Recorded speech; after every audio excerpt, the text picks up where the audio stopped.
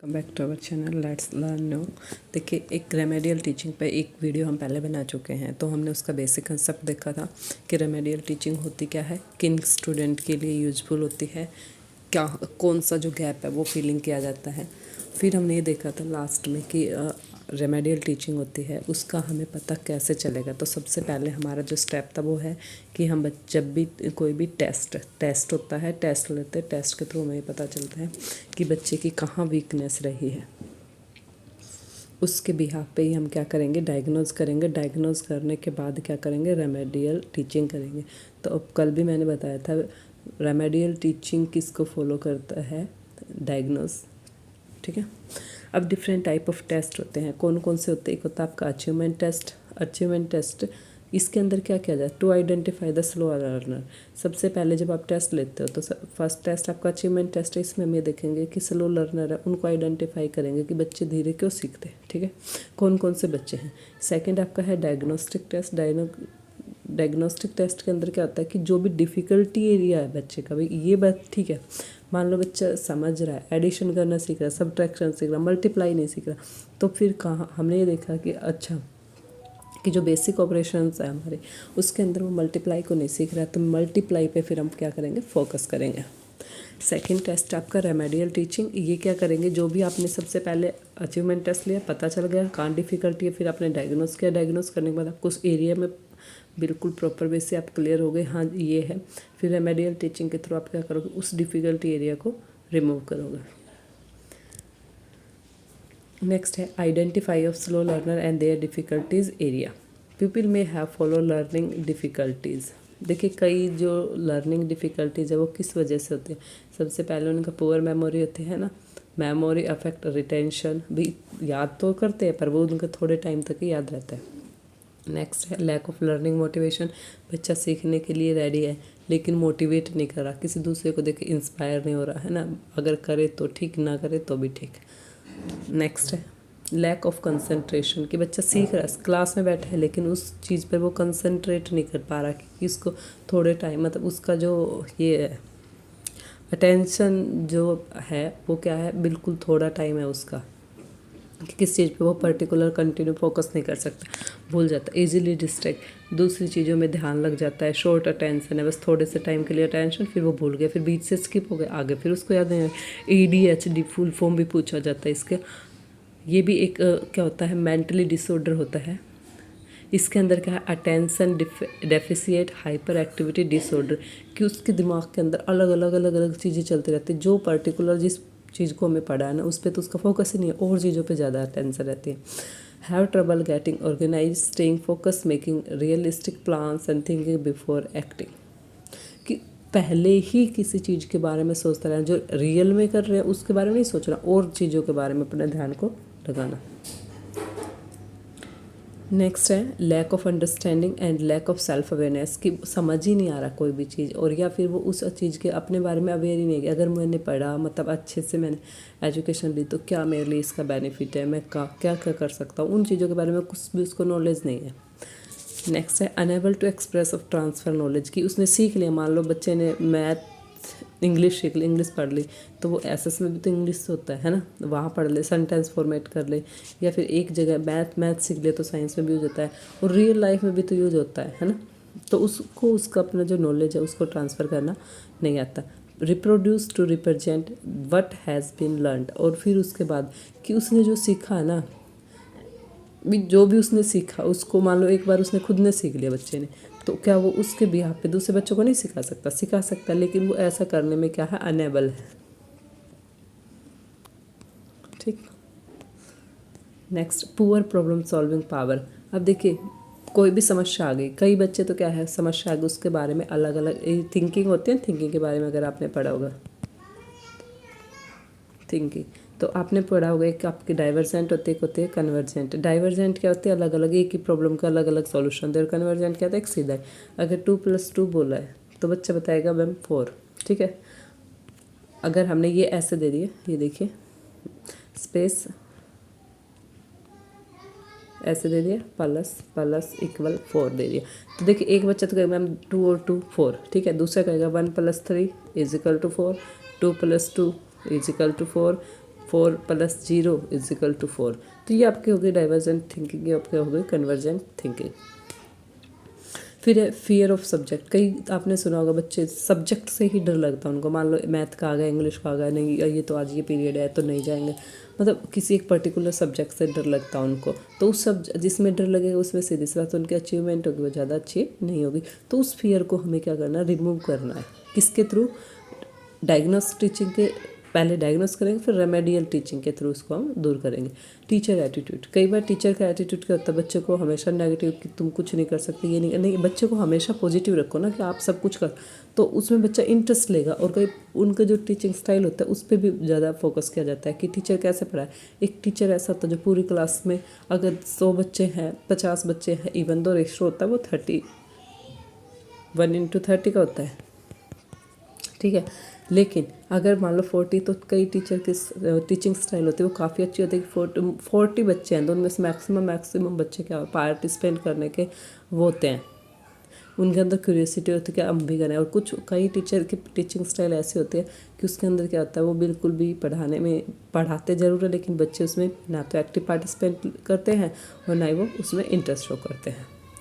Next है need more time to complete assignment. अब देखिए कोई बच्चा आप पूरा असाइनमेंट दे 1 वीक, लेकिन जो सही पढ़ने वाले बच्चे वो तो क्या करेंगे, उस असाइनमेंट को 1 वीक में कंप्लीट करेंगे, उसको सीरियस भी लेंगे। लेकिन जिनको नहीं करना वो क्या करेंगे, 2 डेज़ और एक्सटेंड कर दो, 3 डेज़ और कर दो, अभी हुआ नहीं था, एक्सक्यूज़ बनाएंगे।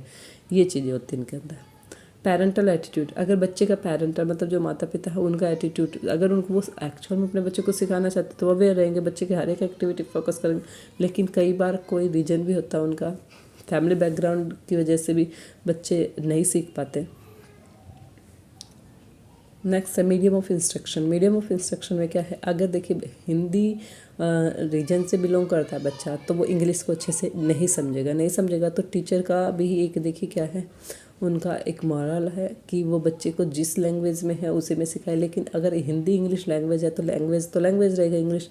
फिर भी आप कोशिश करिए उनको मदर टंग में ना सिखाकर उनको क्या करें, उनको मदर टंग में ना सिखाया जाए और उनकी जो लैंग्वेज है इंग्लिश को ही थोड़ा सा ऐसे किया जाए, अलग अलग काफ़ी डिफ़िकल्ट मीनिंग है वो उनके सामने यूज ना करें। और जब आप बोल रहे हो तो उसके साथ साथ कुछ जेस्चर वगैरह होना चाहिए ताकि बच्चे को अब आप एप्पल करते रहो, अगर एप्पल को अपने साथ में शो कर दिया है ना तो बच्चा समझ गया ये एप्पल है। फिर नेक्स्ट फिजिकल फैक्टर, पुअर आई साइट। कई बार क्या होता है बच्चे का दिखने में उसको दिक्कत होती है, कम सुनता है, ज़्यादा बीमार रहता है। ये भी क्या होता है बच्चे को पीछे रहने के, बाकी जो क्लास के बच्चे उनसे पीछे रहने में उनका एक मेजर रोल प्ले करते हैं।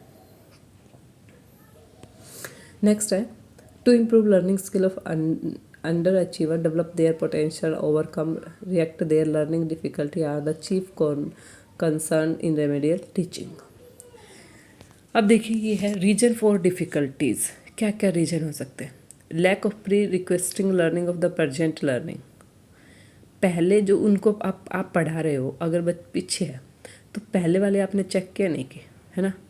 सेकंड है इनकरेक्ट प्रिंसिपल। क्या आपने पढ़ा होगा कि टीचिंग के कुछ प्रिंसिपल होते हैं ना या नहीं होते, बच्चा उसके अंदर रियल में पार्टिसिपेट करे, मोटिवेट रहे, जो उनकी जो लैंग्वेज है उसके के अंदर उनको इंस्ट्रक्ट किया जाए। तो ये सब आपने प्रिंसिपल पढ़े हैं, नेक्स्ट क्लासेज करेंगे इस टॉपिक के बाद हम वही। तो उसमें देखिए अगर इनकरेक्ट प्रिंसिपल आप बच्चे को सिखाना ही नहीं चाहते, सिंपल टू कॉम्प्लेक्स, आप कॉम्प्लेक्स टू सिंपल लेकर जाए तो भी बच्चा नहीं सीखेगा। Next in effective study. आप पढ़ा रहे हो, बच्चा भी पढ़ रहा है लेकिन उसको समझ ही नहीं आ रहा, आप पढ़ा रहे हो वो क्या पढ़ा रहे हो, कैसे पढ़ा रहे हो, है ना। बच्चे के ऊपर कोई भी उसका क्या नहीं, इफेक्ट ही नहीं है। नेक्स्ट है लैक ऑफ कंड्यूसिव एटमोसफियर, कि बच्चा देखिए जैसा एनवायरनमेंट होगा बच्चा उसमें सीखने की फुल कोशिश करेगा।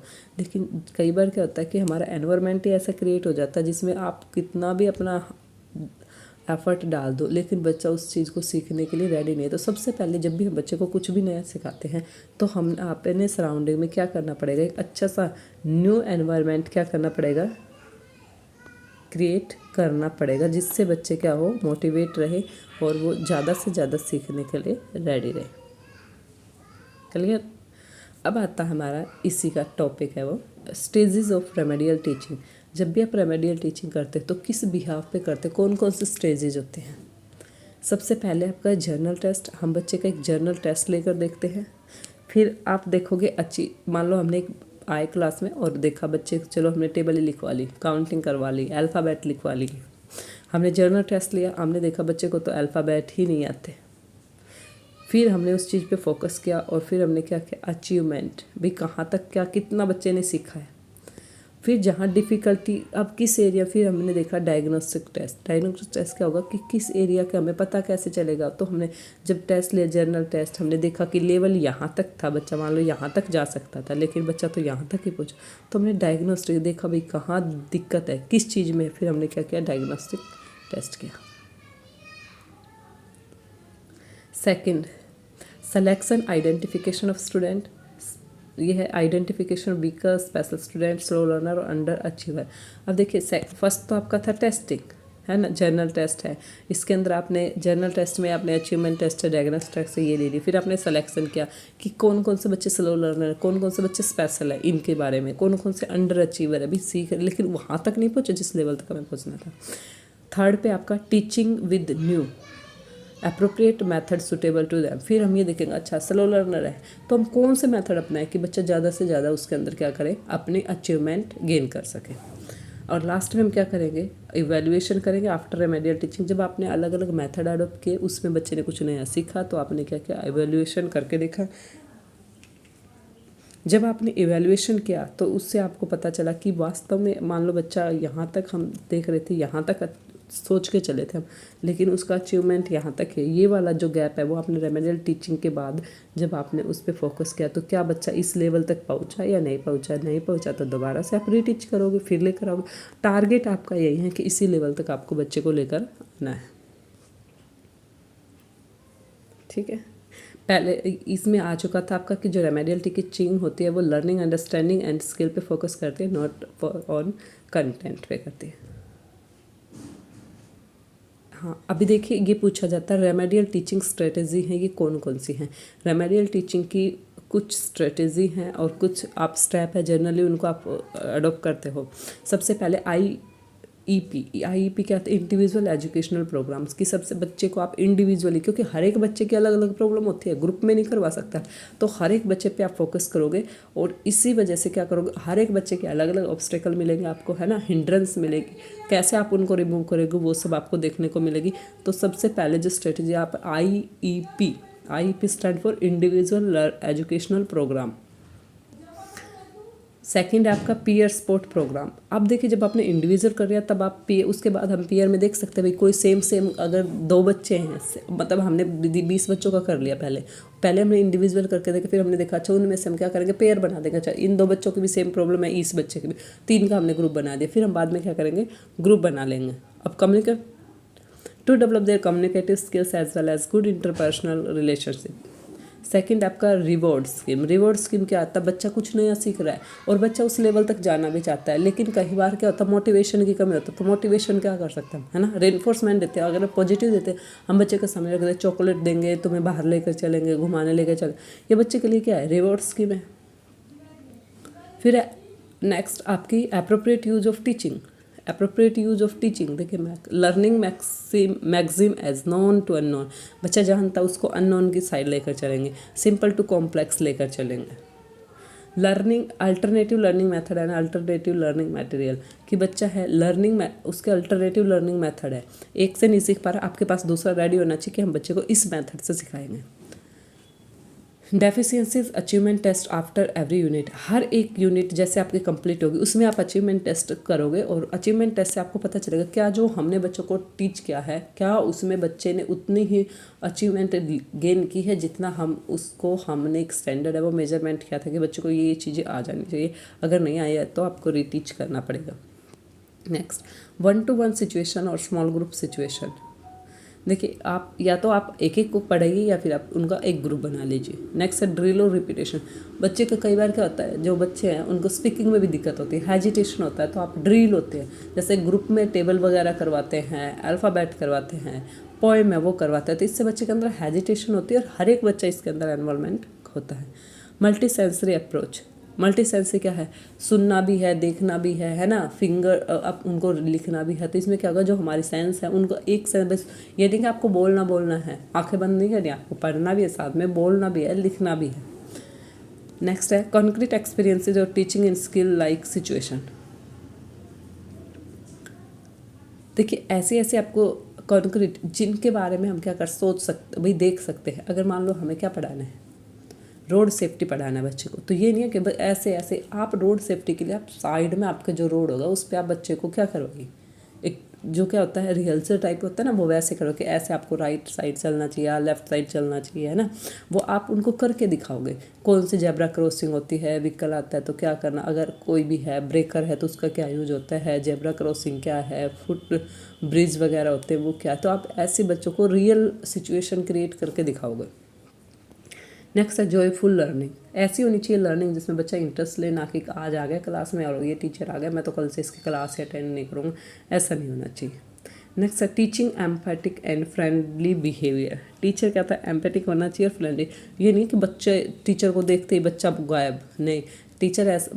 टीचर का बिहेव ऐसा होना चाहिए कि बच्चे देखें हाँ आज तो वो टीचर नहीं आया, तो उसको घूम के देखे कि कहाँ गया टीचर, क्यों नहीं आया, इतना होना चाहिए। बिल्कुल भी अटैचमेंट नहीं, लेकिन बच्चों की जो लर्निंग है उसके अंदर हमेशा उनको मोटिवेट करते रहना चाहिए, कुछ नया सिखाते रहना। बच्चों के साथ पर्सनली अटैचमेंट होनी चाहिए टीचर के। इनफॉर्मल टीचिंग, आप देखिए फॉर्मल तो स्कूल में आप पढ़ते ही है ना, इसके साथ साथ पैरेलल आपको इनफॉर्मल टीचिंग भी करनी पड़ेगी जो नेसेसरी है। नेक्स्ट है group tutorial teaching. Student are divide into homogeneous group on the basis of their common teaching difficulty.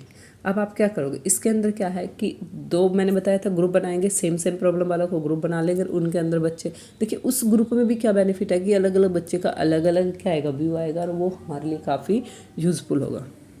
Supervise tutorial teaching, ये नहीं आपने ग्रुप बना के आप चले गए कि बच्चे करते रहेंगे, नो, आपको उसका सुपरवाइज करते रहना है कि बच्चे ने क्या सीखा, कितना सीखा। कोई भी अगर उनके सामने ऑब्स्टेकल आती है, हिंड्रेंस आती है, तो उसको क्या करोगे आप, दूर करोगे। ऑडियो इंस्ट्रक्शनल टीचिंग कौन सी होती है, कई बार आपने देखिए आप जब भी टेक्स्ट पढ़ते हो उसके पीछे एक आपको स्टोरी होगी और वो आपको दे रखा है लिसनिंग स्किल के अंदर कुछ आपको वोकैब वगैरह है या वो है आपको सुनाई जाएगी ऑडियो के थ्रू, वो आपको सुनना है, आपको सेम प्रोनाउंसिएट करना है या फिर आपको उसके उनके साथ साथ उसको रिदम में करना है। क्लियर। कल हमें रिमेडियल टीचिंग के रिगार्डिंग जितने भी हमारे क्वेश्चंस हैं वो उनको करेंगे और थोड़ा सा जो टॉपिक बचा हुआ है उसको करेंगे। यहाँ तक अगर किसी को ना समझ आए तो आप पूछ लिए। ठीक है, बाय बाय, गुड नाइट।